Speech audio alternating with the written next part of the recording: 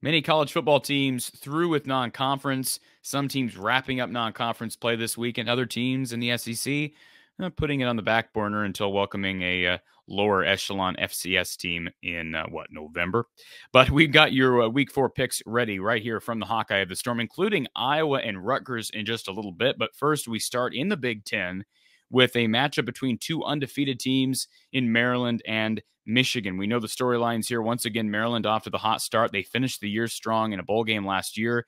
Ebbs and flows. We talked during our game preview for Iowa Rutgers yesterday. We talked about how Taulia Tagovailoa struggled against Iowa at this point in the season. This is kind of a repeat of last year with a chance to really make a national statement. This year, it's going to be even a tougher task because they're on the road at Michigan. Michigan favored by 16.5. I actually like Michigan to win and to cover that number at home. Duke and Kansas, two basketball blue bloods, both of which are undefeated. An 11 a.m. game. Kansas favored by 7.5. I like Kansas to win. They've put up a lot of points, including against the likes of Houston and West Virginia. I think Kansas wins this game, but Duke covers. They've shown the ability to play defense, winning at Northwestern. Duke covers the 7.5. But Kansas wins straight up. Baylor and Iowa State, the Cyclones favored by 2.5. I think a bit disrespectful to Baylor. I don't know what Iowa State has done that's been very impressive besides just squeaking by in Iowa City. I like Baylor to win this game. I like Baylor to cover. Don't underestimate the fans there at Jack Trice Stadium, though, because being here names, the Iowa State fans are excited right now about this season. And part of it's, I think, getting off the schneid of the Cyhawk series and their shortcomings there. But I do believe Baylor comes into town, wins, and covers the number. Clemson and Wake Forest, the Tigers favored by 7.5. I don't have any confidence in Wake Forest, even at home. This feels very similar to that Iowa-Maryland game last year in the Big Ten. It seems like a little bit too much hype around what Wake has done. They haven't really beat anybody. They struggled against Liberty last week. I like Clemson to win and to cover the number. Minnesota, Michigan State. Minnesota favored by 3 in East Lansing. A bit of an overreaction, I believe, to what was just a weird game out at Washington for the Spartans last week. I like MSU to win this game at home. Minnesota's look good, but again, have they played anybody with a pulse? Not really. I like the Spartans to win this game. Kansas State and OU. Kansas State, this is a weird line to me. OU scores a ton of points. Kansas State has not looked particularly good. They lose to Tulane last week, and yet OU's favored at home by just 12.5. I feel like this line stinks, smells bad, smells really bad in the words of Elaine Bennis, but I will take OU nonetheless. I'll take them straight up. I'll take them against the spread. Notre Dame and North Carolina.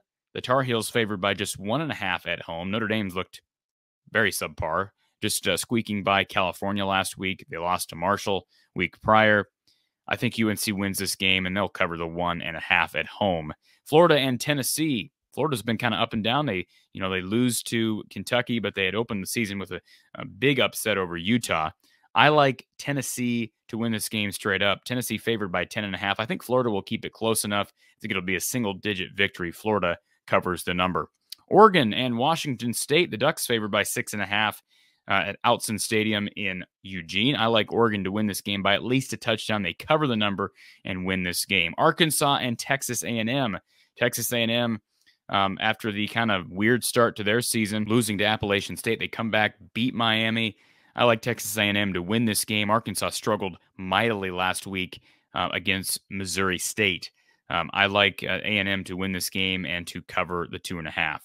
Wisconsin and Ohio State. I think this is an overreaction to Wisconsin's bad performance against Wazoo. I like Wisconsin to cover the number. I don't think they go into the horseshoe and win. I think Ohio State wins, but boy, to think that they're going to be able to put up enough points to win by 20 or more. Right now, the spread is at 18.5. I just don't see how Wisconsin's defense allows that, although, maybe I'll eat those words given Ohio State's skill position talent. I do like Wisconsin to cover, Ohio State to win the game. And USC, Oregon State, these two teams with a common opponent, much different tales of those two games.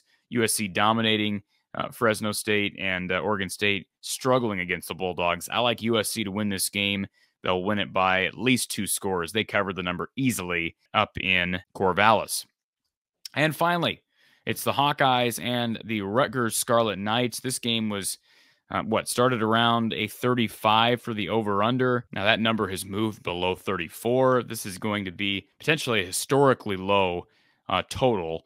Right now, Iowa favored on the road by 7.5. I think that number's a bit too large. Once again, I'll take Iowa's opponent Rutgers against that number. I do think Iowa wins this game. Final score, Iowa 14, Rutgers 10. I think it's a close game heading into the fourth quarter. Rutgers will have a chance late, but I just don't see how they're really going to score points. And I'm even struggling to come up with 10 points for the Scarlet Knights. But Iowa holding Nevada down to 0 last week. At some point, you're going to give up some points. And I do think Iowa produces a special teams or defensive score. Terry Roberts had one that was called back, a pick six. Terry Roberts had another interception that might have come back for 6 had he stayed on his feet against Iowa State. And Cooper DeJean had a pick 6 early in the game last week that he dropped. They've been very close. They've blocked some punts. They've had safeties. They'll produce more defensive and special team scores, which I said yesterday is the key to victory in this game of razor-thin margins. Again, this game, Iowa and Rutgers, will begin at 6:10 p.m. Central Time on FS1. So join me on Saturday for Iowa postgame with From the Hawkeye of the Storm, and then we'll be live with Coach Don Patterson Sunday night at 7 as we recap a big game in Piscataway between the Hawks and the Knights.